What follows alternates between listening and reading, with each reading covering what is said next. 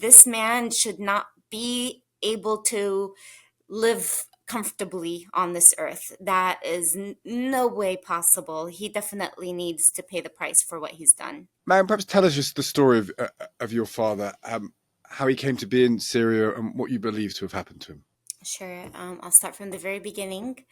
That my father was Syrian born, but he actually moved to the United States when he was young, when he was in elementary school. And he grew up here in the United States, and he decided to pursue a career in therapy and psychology. And he ended up specializing in trauma therapy. He decided then to take his skills and work with those that had experienced the worst and most horrific type of catastrophes around the world. So either war or natural disasters. So he started traveling and he went to Bosnia, to Kosovo, he went to Indonesia after the tsunami, to New Orleans after Hurricane Katrina, and then the most recent was to Lebanon to treat Syrian refugees. And in Lebanon, he opened two centers named IIPD, International Institute for Psychosocial Development, where he was treating the refugees for their traumatic experiences coming out of Syria. He was even awarded the Humanitarian of the Year award here in the United States by an institute named Heart Math Institute. And what's bizarre is that he had just received the award, and then within a month later, he was on his way into Syria, where he was told many people needed his specialty of treating those that had experienced trauma. Of course, there was war still going on, and it was a very difficult time, and he felt he was needed. And then we also had family in Damascus that were very ill, that had cancer and were going to pass, and he wanted to go check on them. Having a very compassionate heart, he had to go.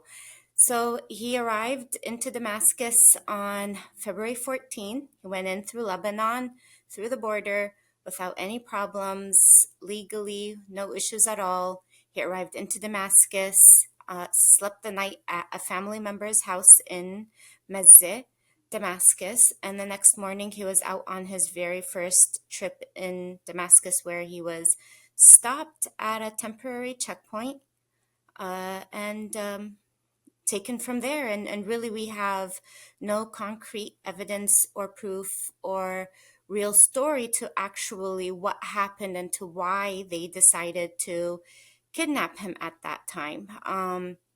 We were told that that temporary checkpoint was set up to kidnap him.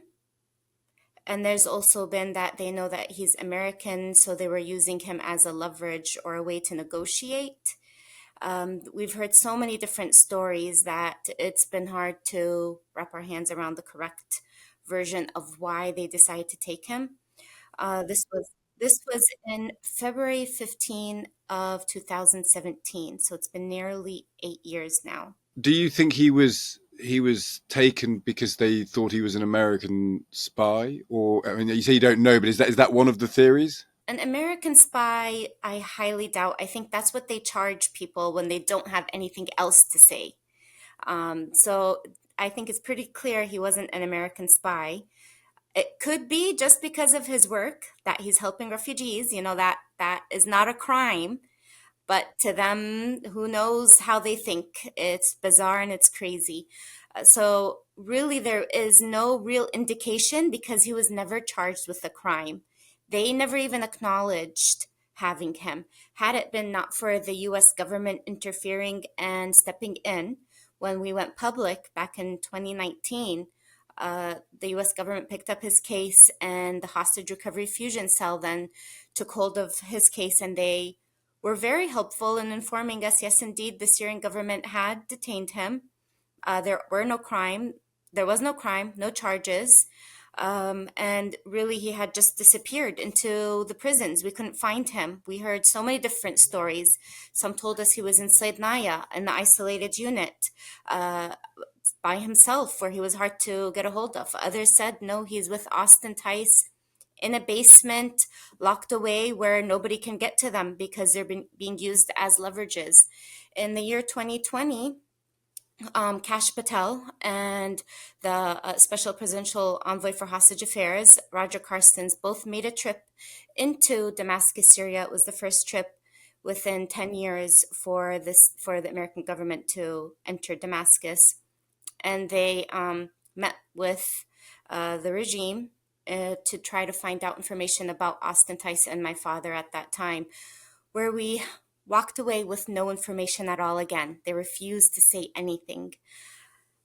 So years down the road, in May of 2024, we finally had a real meeting with the U.S. government where they informed us that they believe now that they had highly credible information that he had passed within the Syrian government's hands. How he passed, what happened, where he is now is still all up in the air. We don't have any proof. No, we don't know when or how or what happened or none of the details. And I asked, okay, can I at least have his body? At least we could have a proper funeral here in the States. It could, have him near us. And they said, you know what? It's probably going to be impossible to get a body. They could have either burned it or thrown him into a mass grave. So for a long time, I thought that's it. It's doesn't look too great. I think he's gone. And they were very confident that he was gone. So, although with no DNA or no proof, we believed it and we continued that way. Up until recently, where we are hearing insane stories of people being declared dead, actually being alive, and that renewed our hope. And now we are frantically trying to find him again. I was glued to my phone all day, going through these horrific images from Slednaya, trying to see if I could find my father. It was very difficult, very emotional. And presumably, allowing yourself the joy of hope is one thing, but that brings the risk that this hope will not be fulfilled. So you'd come to terms with the fact that he had been disappeared and you were told he was dead, and you go through all that process of coming to terms with it, and now it's wonderful if you can find him, but you've allowed yourself to hope again. Right, we've opened the door of hope again. The entire family is now very hopeful from hearing all of these stories of loved ones that have been gone and then turning out to be alive. So yes, there's hope now. Although it's narrowing with not much success, unfortunately, with the prisons so far. But if we can at least reach, if we could at least get some sort of DNA or a body, that would also be helpful. Although we'd love for him to be alive and to come back home. That's the ultimate goal. Can you get someone into Damascus? Can someone from the family go there now? I think it's might be difficult for us to go there at that time. For a long time, I wasn't able to go to Damascus either because they had told me if I go public with my father's case, then I can never enter Syria again because then I would be on the wanted list as well. So just speaking about the truth about what happened to my father would put me into danger and I wouldn't be able to go into Syria. So we haven't tried going. It's also new. The whole freedom of Syria is also new.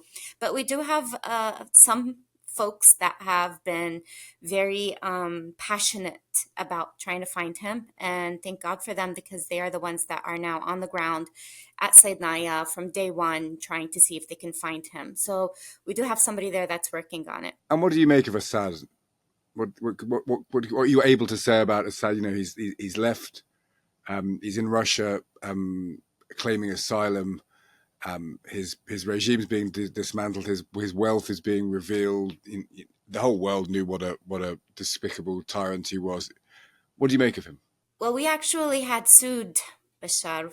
We did a lawsuit, and that lawsuit was a $70 million lawsuit against the regime for our father's death. And I want to see accountability, 100%.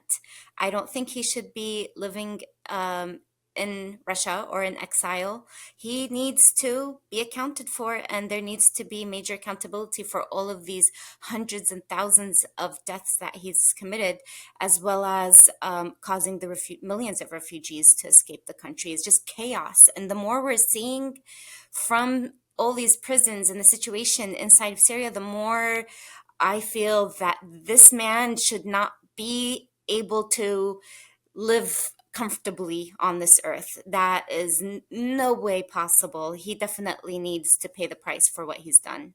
I don't think anyone will disagree with you, Maryam, on that. Thank you. So, look, I wish you all the best. I mean, you never know. I mean, the thing that's coming out of this country, it's chaotic, as you say, and out of chaos can come many surprises. So, I really wish you all the very best, and hope beyond hope that you get some great news at some point soon. So, but thank you for sharing your story with us. Thank you. Thank you.